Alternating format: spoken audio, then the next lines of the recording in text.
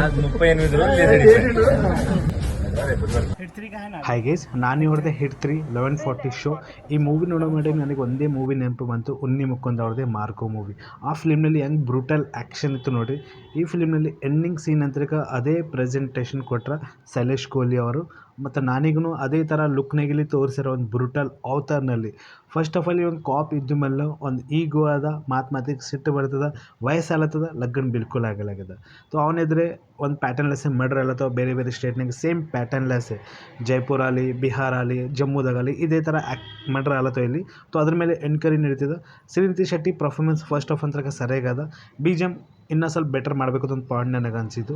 Enquiry ಸರಿಯಾಗದ. ನಾನೇ ಅವ್ರದ್ದು one of the different ಲುಕ್ನಾಗಲಿ ಫಿಲ್ಮಲ್ಲಿ ನಮಗೆ ಕಾಣ್ತಾರೆ. ಅದು ಚೀರ ಸೀನಲ್ಲಿ ಪೊಲೀಸ್ ಇದ್ಮೇಲೆ ಪೊಲೀಸ್ ಡ್ರೆಸ್ನಲ್ಲಿ ಕಾಣಲ್ಲ, ಒಂದು ಸೆಕೆಂಡ್ಸಲ್ಲೇ ಕಾಣ್ತಾರೆ. ಕ್ಯಾಮಿಯೋನು ಚಲೋ ಕೊಟ್ಟಾರೆ. ಇಲ್ಲಿ ಸ್ಟ್ರಾಂಗ್ ವಿಲನ್ಗೆ ಇಡಬೇಕಿತ್ತು, ಒಂದು ಪಾಯಿಂಟ್ ನನಗೆ ಅನಿಸಿದ್ದು.